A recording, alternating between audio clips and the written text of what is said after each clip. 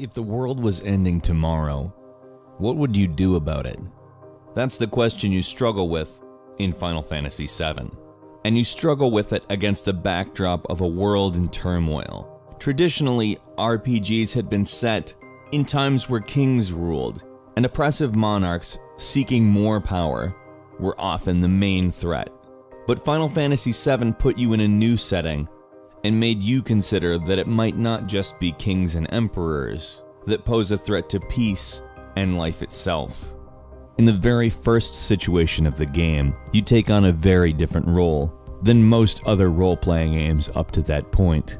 You didn't wake up in a bed to mom's call like many other JRPGs because you'd slept in and the pie was ready. You were a mercenary, and on top of that, you were getting paid to be an eco-terrorist. You were literally doing something most people would never do to an enemy that most people would not look at and say drastic measures need to be taken. You're blowing up a reactor, part of a power plant, owned by a company that runs the world. But it also gives energy to a huge city populated with many normal people that you're going to affect. In 1997, this was one of the most morally gray things I'd ever seen in a video game.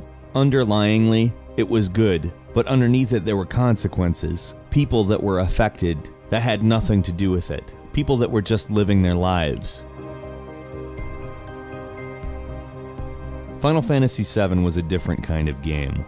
It started you out deep in the middle of a city and showed you a gritty, underprivileged life of poverty and a lack of control. And not only did that first mission show you exactly how far it had come by way of showing you exactly how far people will go, it also introduced you to my favorite version of the turn-based JRPG-style battle system. It was just the right balance of complexity and planning along with urgency. Instead of being fully turn-based, you had to make decisions on a counter, and if you didn't do it fast enough, you essentially forfeited your turn. Even the way magic was handled in the game, by tying it in with the resource that Shinra, the power company, was mining, specifically the life stream, as small crystallized stones formed from it could give people abilities instead of them just randomly having them. In its own way, actually grounded the idea of magic, a fantasy element in an otherwise run-down dystopian future, and made it play into the world and what you were thinking about at all times. It was legitimately part of it. It wasn't just these amazing feats that people could do that helped you get further. It was an example of the power that Shinra was mining from the world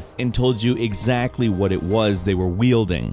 You could carry a stone around and shoot fire out of your hands. They were pumping this stuff out of the ground thousands of gallons at a time.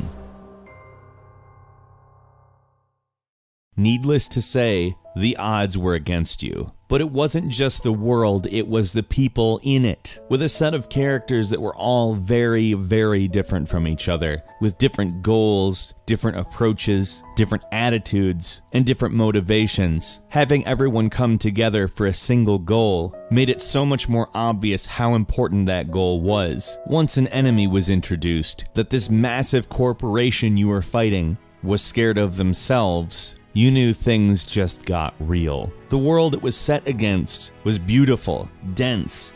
From Midgar, which was an oppressive, dirty city ruled by a greedy corporation, to Cosmo Canyon, a place with people filled only with a thirst for knowledge,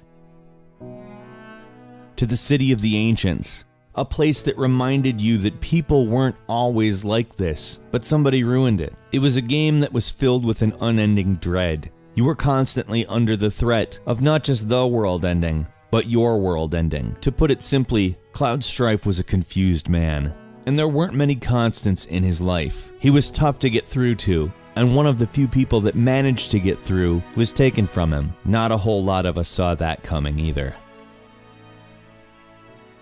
Final Fantasy VII is a dramatic game, one that makes you examine the world around you, because it presents you with so many parallels. It's also fun as hell. From little gophers that attack you in the countryside to the biggest weapon unleashed by the planet onto you. You, a human, viewed as a threat by the planet. The battles can be exhilarating, and to lighten the mood a little bit, you can participate in a giant bird racing league. It's a game filled with sadness and learning to deal with life, and of course, stopping the powerful from making grave mistakes. I'm sure among people that love this game as much as I do, there's 100 different reasons for what made Final Fantasy VII so great. But for me, even though the game wasn't perfect, it truly opened my eyes as to what games could be.